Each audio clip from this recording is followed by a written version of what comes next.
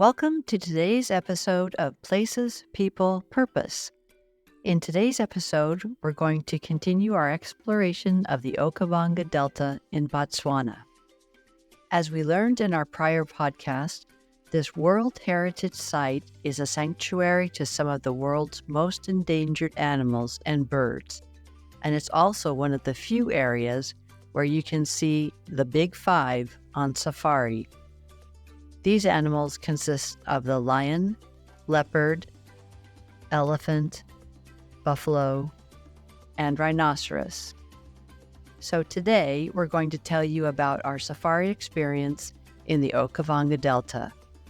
Let's dive right in as we've got some really fun things to share with you.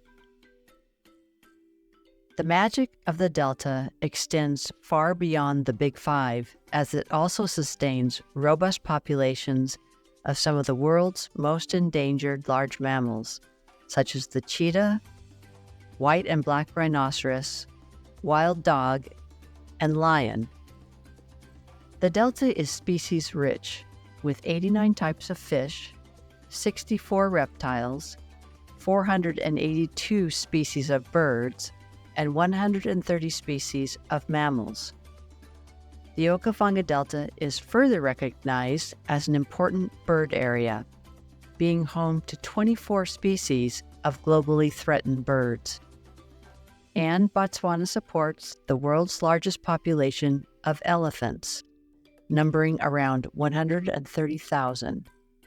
In fact, the Okavango Delta is a core area for the survival of elephants.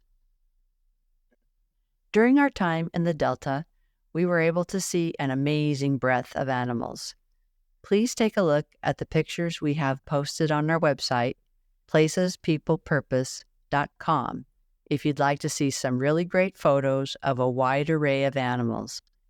We had an amazing time and were able to view a leopard, lions, giraffes, zebras, antelope, a lot of elephants, and many other animals. We did not see rhinos and were told by our guide that the rhinos had been moved to a protected area to prevent poaching, which continues to be problematic, especially over the past few years. And the poaching of rhinos in Greater Africa definitely remains a problem. Rhinos are sometimes hunted for their meat, but mostly they're hunted for their horns, which are valued as ingredients in traditional Asian medicines and as status symbols. So taking you back to when we arrived at the camp after the flight from Maun, we had a short time to eat and relax, but then it was time to head out for the day's late afternoon game drive. The photo safaris we have been on have operated on similar schedules for game drives. You get up early in the morning, usually around 5 a.m., so that you can quickly get ready and have some breakfast before heading out on the morning drive for the day. We all know how beautiful sunrises can be and the wonderful stillness that surrounds the beginning of each day. But on safari, the beauty and stillness are even more magnified. We have some sunrise photographs on our website, and the stillness in the morning is just amazing. There aren't the typical sounds of a city with the cars, trains, buses, or even people. The mornings would bring the soft calls of birds over the open prairie, and bedtime brought with it a lullaby from the bell frogs, who are very near our sleeping quarters. And just like their names, these very small frogs really do sound like bells. The stillness is absolutely part of the magic of a safari. Just being in a place where there isn't the normal influx of sounds we hear, are exposed to, and digest each day. There's just the stillness, the wind blowing, leaves rustling, and then the sounds of the birds and other animals. You can almost hear yourself breathe. One of the employees told me that when she has her time off and she travels back to her hometown, it's actually difficult to transition back to the noise. She talked about getting so used to the stillness and only hearing sounds that are generated by nature or animals, that it was difficult adjusting to the city. And I too missed that quiet and the pace that was dictated more by nature than any other perceived need or necessity. One of the things that makes your Botswana safari experiences so enjoyable is the knowledge and experience of the guides. It seemed like there was no question they weren't able to answer, and that included queries outside of just the animals, but also pertaining to history, culture, and more.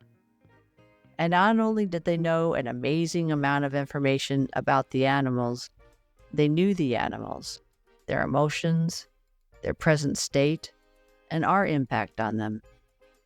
We all appreciated that we were able to have one of the best experiences of our lives in a manner that did not frighten, intimidate, or even bother the animals we were viewing. We loved the respect shown by the guides towards the animals. After a few hours of driving, we would return to camp, and there would be a wonderful lunch waiting for us. But one day, we returned to camp, and our tent had been broken into by baboons. It's amazing the strength these animals have, as they removed a metal partition to get into our tent. And they're pretty intelligent animals as well. Somehow, they had acquired a taste for Coca-Cola and other soft drinks. And they knew that the refrigerator in the tent was the keeper of this wonderful, refreshing libation. So they had broken in, opened the refrigerator, taken out all of the cans of soda, and essentially ripped them apart to drink what was inside. Not that you need to be reminded that you are in a very different surrounding, but I have to admit, this was something I hadn't anticipated. In the early afternoons after lunch, we were free to do anything we wanted to, including working out, going to the camp spa, relaxing, or even taking a nap. Then, late afternoon brought with it another game drive for a few hours. During the afternoon drives, there would be a stop where we could have our choice of tea, coffee, or even a cocktail if we were so inclined. And more often than not, we took advantage of that. The afternoon drive would often go beyond sundown, so we would not only experience the beauty of the day's sunrise, but also be witness to a gorgeous sunset. In the Okavango Delta, once the sun is gone, so is the heat, and you have to remind yourself when you're heading out for a drive in the heat of the afternoon that you really will need that jacket that you don't want to take with you. Of course, the reason for the early and late timing of the game drives is because that's when the animals are most active. The coolness of the early mornings and the early evening hours give you the best chance of seeing the animals in action. With the heat of the afternoons, most of the animals tend to use these hours for sleeping or resting. And I have to admit, there were a few days that we followed the lead of the animals into an afternoon slumber. I don't know exactly why, but there are just places where food seems to taste better. Like if you are at the lake cabin or the ocean. Maybe it's the fresh air or more exercise, but it really does seem like the food is magically better than normal. It's like that on safari as well. And the food was excellent, but there's just something about the freshness of the ingredients and being in the lap of nature where it seems to taste even better. Maybe it's just that you actually have the time to relax and enjoy the gifts and simple joys of the day, the incredible food being one of them. Dinners were usually long, in a good way, because we would talk to others about their game drives and share stories, pictures, amazement, and laughs.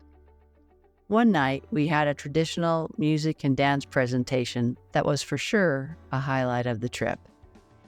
It's one thing to see a beautiful performance and learn more about a rich and ancient culture, but the joy and excitement of the dancers and singers brought forth a special connection and joy for what they were sharing with us. For other evenings, it wasn't usually long after dinner that most everyone headed to bed. We all knew that the next day would start before the sun rose, and we would fall asleep full of happiness for the present day and the excited anticipation of what the next day might bring. From my perspective, when you lay your head down at night and you feel both of those things, you are in a really good place, literally and figuratively.